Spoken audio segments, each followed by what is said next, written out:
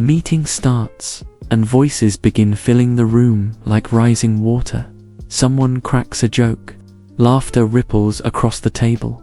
Ideas are tossed around, caught, debated, discarded, and you sit there, heart drumming against your ribs, rehearsing a sentence so carefully it feels carved in stone.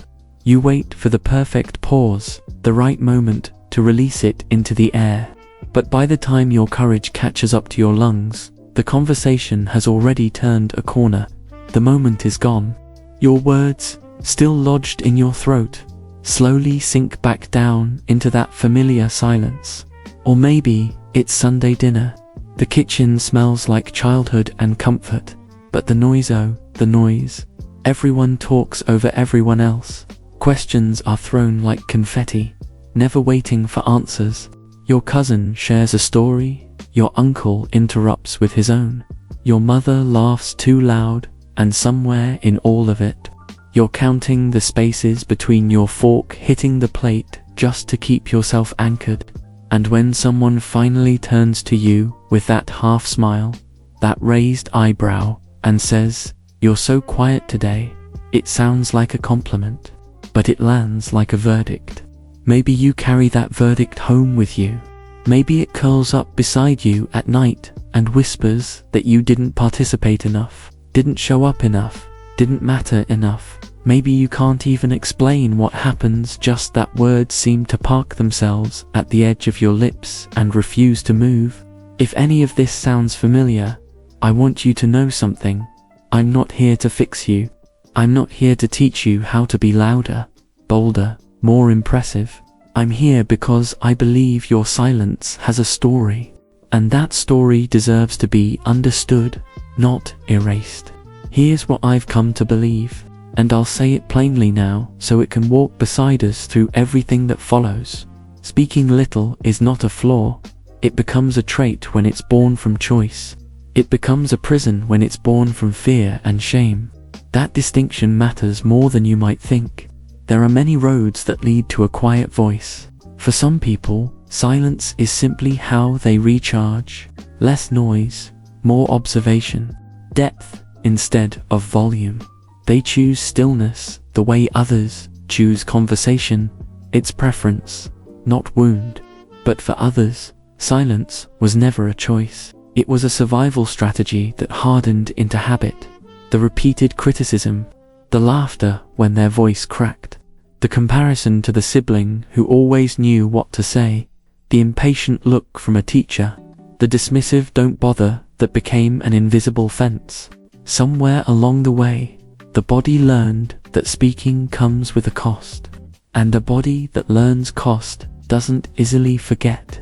Before we go any further, I want to give you an immature single metaphor that will return gently throughout our journey together.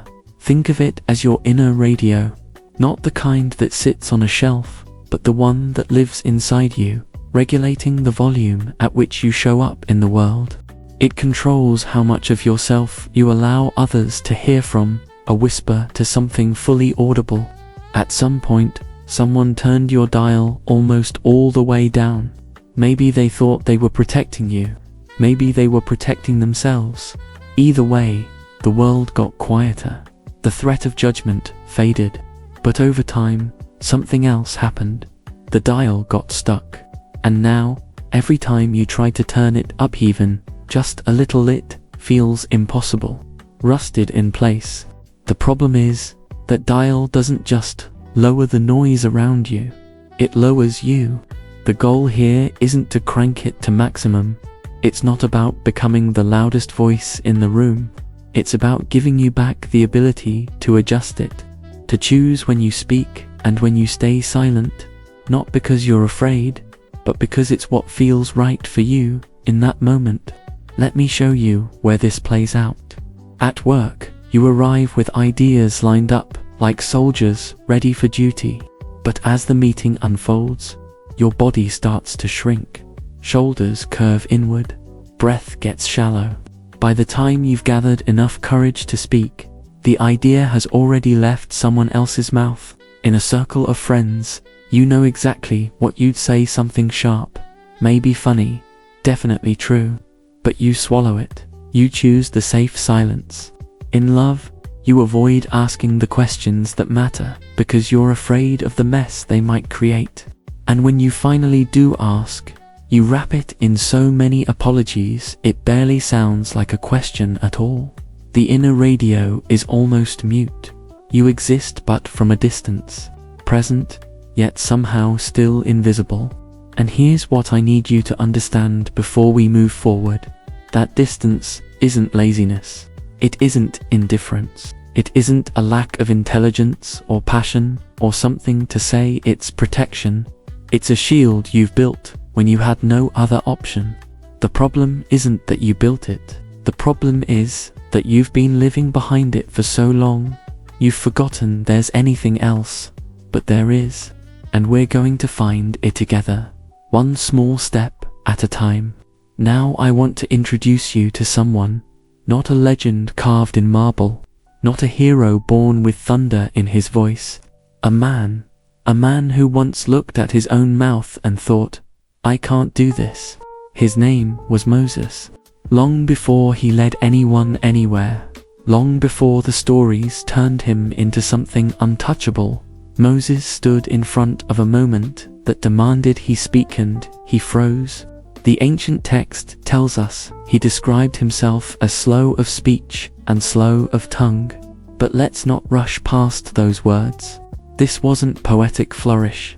This was a man describing a physical sensation, heaviness, resistance, a lock on his own voice. He felt the weight of words that refused to come, the tightness in the chest, the paralysis of standing at the edge of something terrifying and knowing that the only way forward was through his own mouth. And what did he do?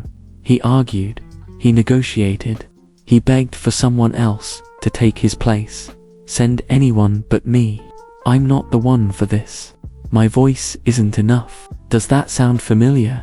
How many times have you handed the microphone to someone who communicates better? How many times have you felt completely competent on the inside, sharp, capable, full of insight, only to shrink the moment the spotlight turned your way? How many times have you convinced yourself that silence was wisdom, when really it was just fear dressed in modest clothing? Moses did all of that. And here's what I find most beautiful about his story. The solution wasn't a miracle. It was a strategy. Aaron, his brother, a voice to stand beside him when his own felt too fragile to carry the weight. Aaron became the bridge between Moses and the world, not a replacement, but a support, a real human resource. Someone to lean on while the dial slowly, carefully began to turn. This is what psychologists might call graduated exposure with relational scaffolding. But forget the terminology. What it really means is this. Moses didn't overcome his fear alone, and he didn't overcome it all at once. He moved toward his voice in small steps, with someone steady beside him. And over time, slowly, imperfectly, he began to speak more directly. The tremor didn't vanish. The heaviness didn't disappear overnight, but movement returned to the dial. Choice came back to his hands. And that's the part I need you to hold on to. Moses didn't become someone else.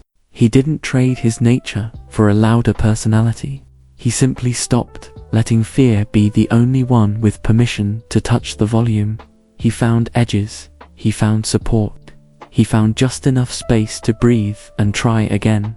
That's not weakness. That's wisdom.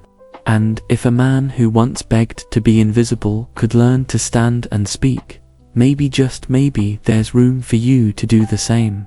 Not by becoming someone you're not, but by remembering who you've always been beneath the silence. So Moses found his Aaron. He found a way to take one step forward without collapsing under the weight of his own voice. But here's the question that lingers beneath the surface. Where did that weight come from in the first place?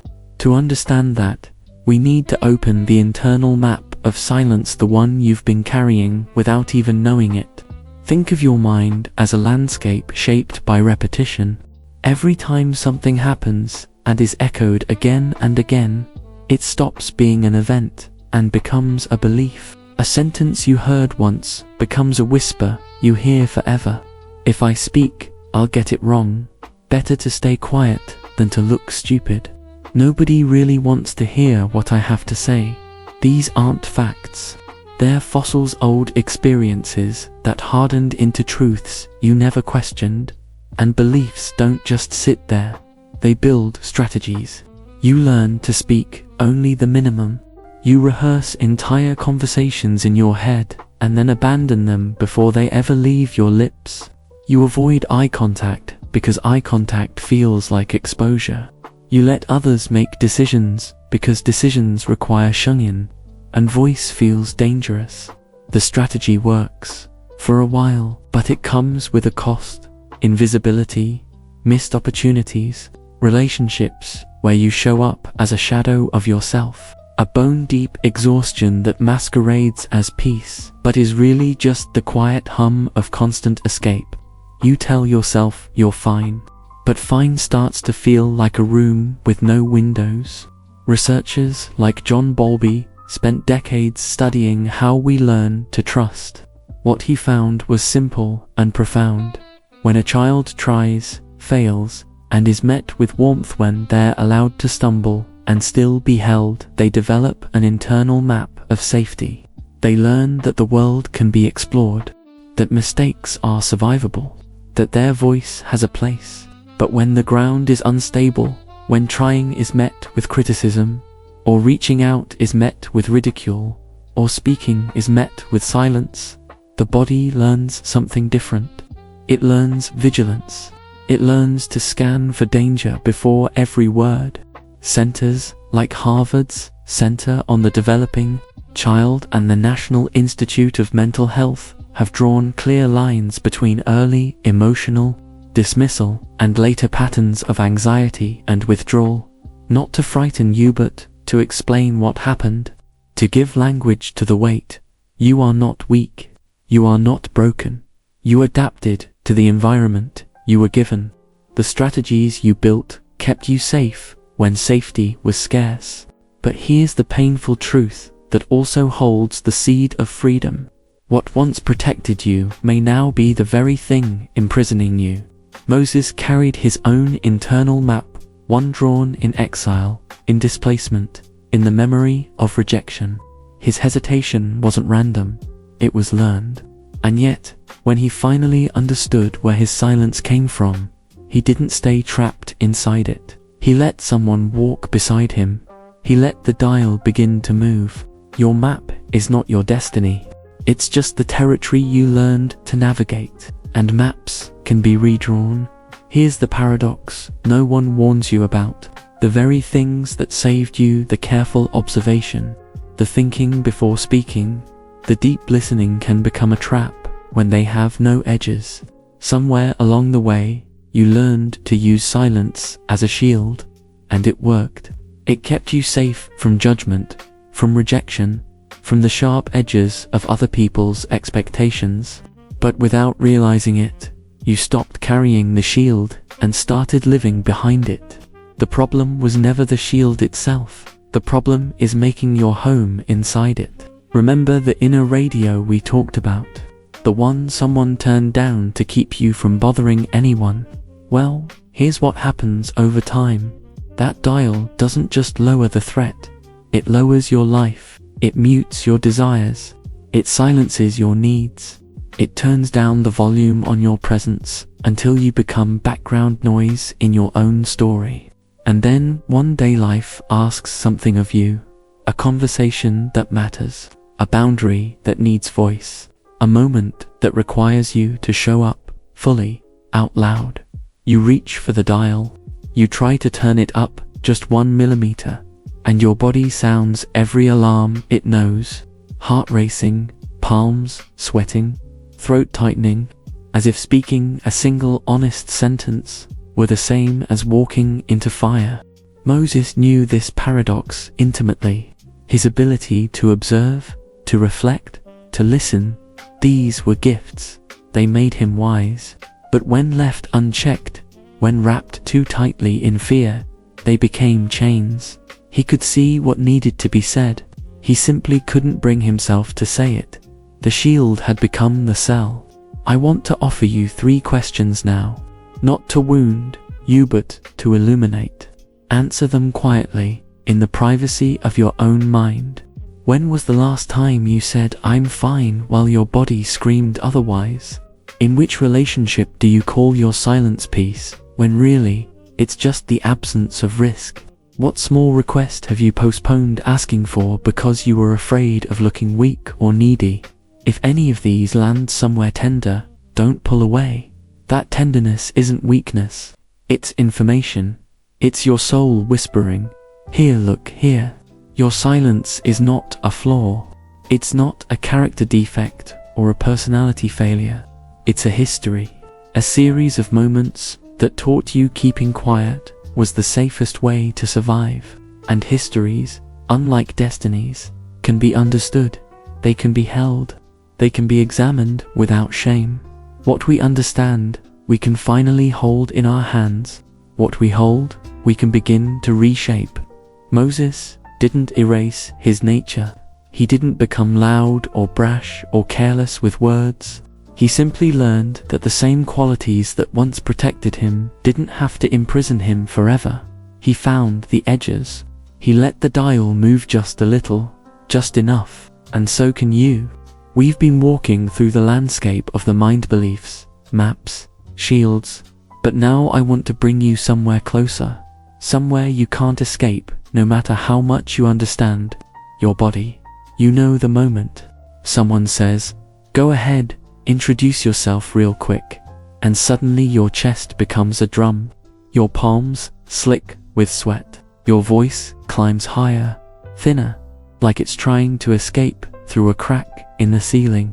You rehearsed an entire sentence, confident, clear, maybe even a little clever, but the second someone's eyes linger a beat too long, it evaporates, gone, like morning fog under a harsh sun.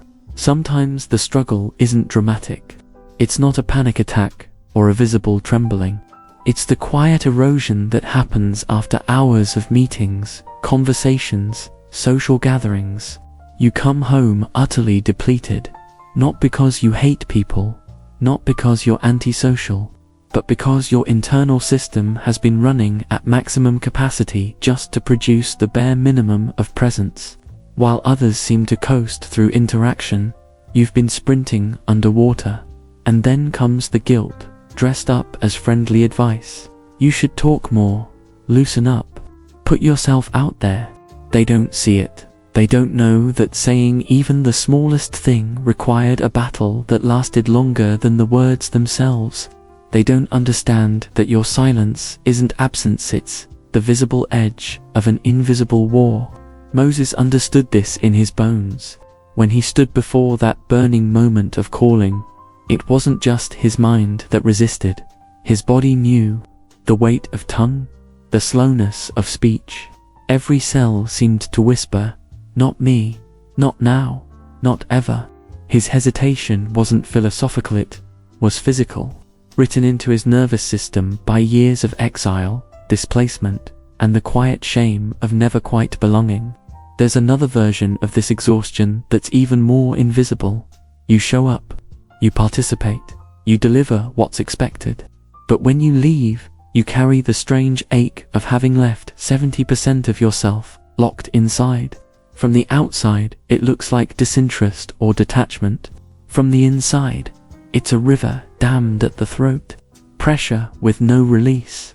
And somewhere in that pressure, a belief takes root, one so quiet you might mistake it for truth. I don't have anything special to say anyway. But you do. You have oceans. You have observations that would shift the room if they ever reached the air. You have questions that would open doors others didn't even know were there. What you lack isn't content. It's space. Breathable, forgiving space, where your voice can exist without being perfect. Where your words don't have to earn their right to be heard. Moses didn't need new words. He needed room to let them, outages that made speaking feel survivable instead of catastrophic. That's not weakness. That's wisdom waiting for permission. And permission can be learned.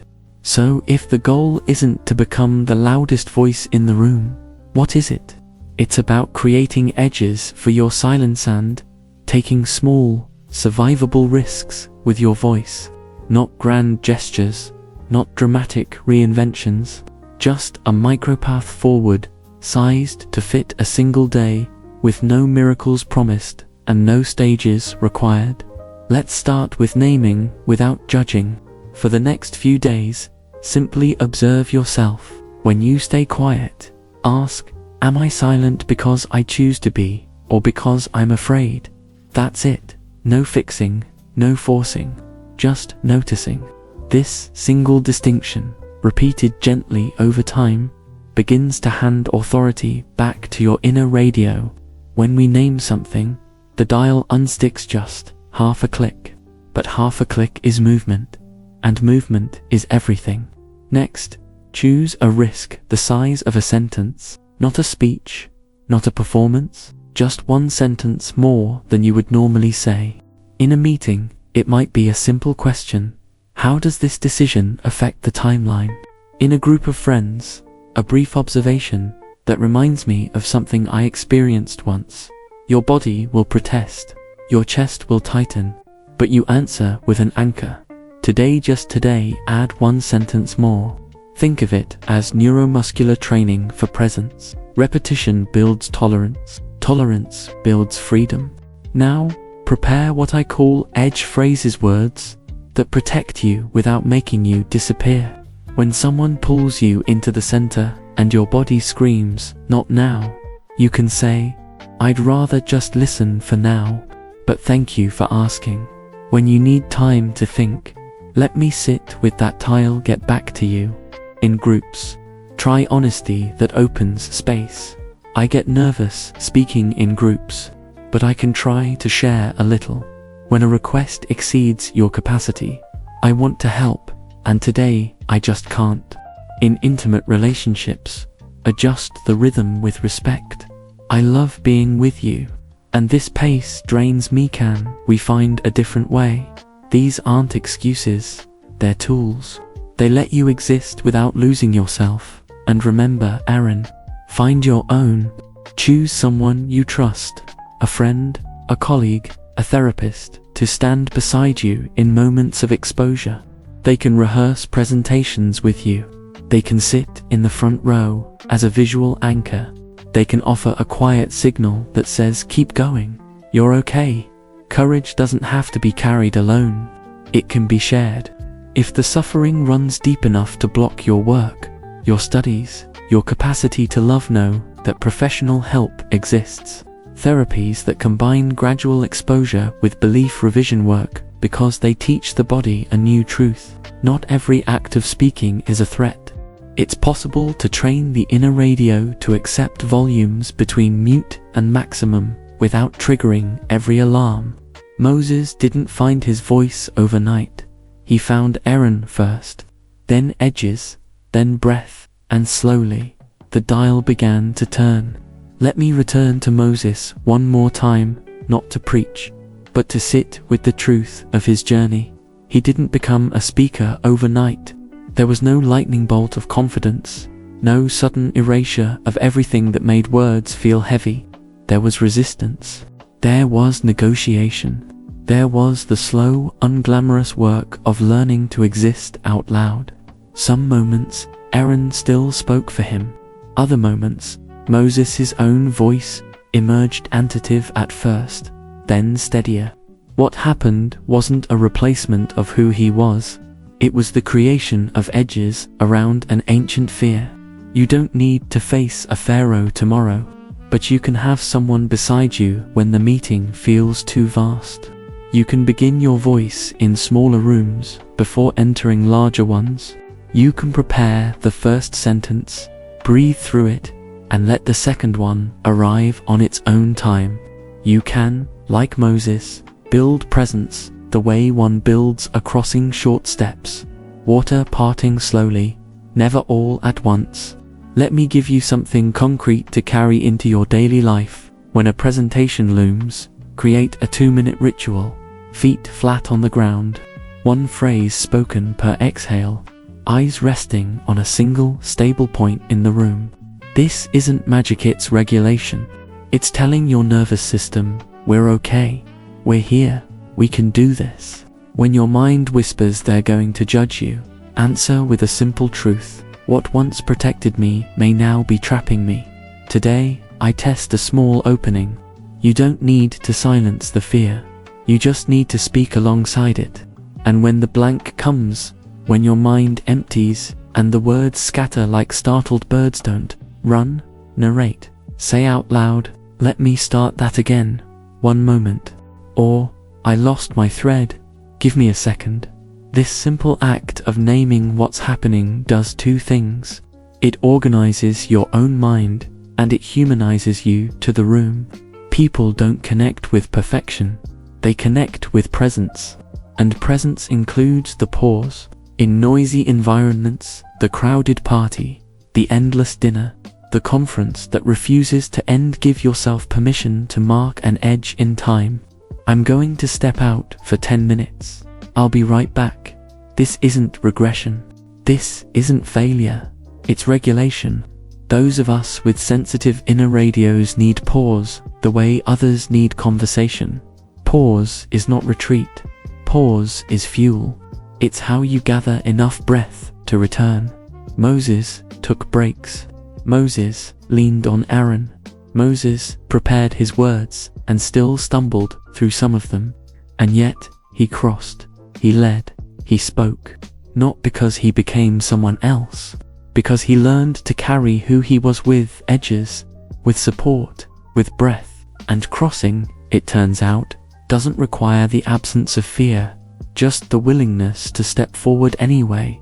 And now, we arrive at the end, not with fanfare, but with something quieter, something you can carry. Let me return to the metaphor one last time, gently. Your inner radio is yours. It always has been. You don't need to live with the dial pressed against 0 to be worthy of love. And you don't need to crank it to maximum to be seen, to matter, to belong. The work isn't about becoming loud. It's about learning to adjust just a little, just enough, in the way that fits you, in the way that makes sense today. Moses never became a performer. He never traded his nature for applause. But he stopped letting the dial rust in place. He found edges. He found breath. He found Aaron. And slowly, imperfectly, humanly, he found his voice. Not a voice that erased his fear, but one that learned to exist beside it. You don't need to make noise to exist, but you also don't need to disappear to be loved. Your silence is not a failure. It's a history. And histories, unlike sentences carved in stone, can be rewritten. One word at a time. One breath at a time. One small, trembling phrase at a time. Maybe your next step isn't a speech. Maybe it's not a presentation or a difficult conversation or a bold declaration. Maybe it's just the sentence you've never dared to say out loud. The question you swallowed. The boundary you let dissolve. The I need that got buried under years of I'm life. If that sentence makes sense to you, if it rises in your chest as you hear these words, then speak it. Not perfectly, not loudly, just honestly. That's already more than enough. I promised you at the beginning that I would return to a single truth. And here it is, word for word, exactly as I said it then. Speaking little is not a flaw. It becomes a trait when it's born from choice. It becomes a prison when it's born from fear and shame. So here's my invitation. In the next 24 hours, choose one small gesture. Ask a question in a meeting. Add one sentence in a conversation. Say, can I get back to you on that? When your mind needs time. Something small, something real. And when you do it, notice your breath afterward. Notice what shifts even slightly in your chest. You are not broken. You are not too quiet. You are not less than anyone who fills rooms with sound. You are someone who learned silence as survival. And now, You're learning that survival can evolve, that the shield can be set down, that the dial can move. Moses crossed the sea with trembling hands and borrowed words, and still he crossed. So can you.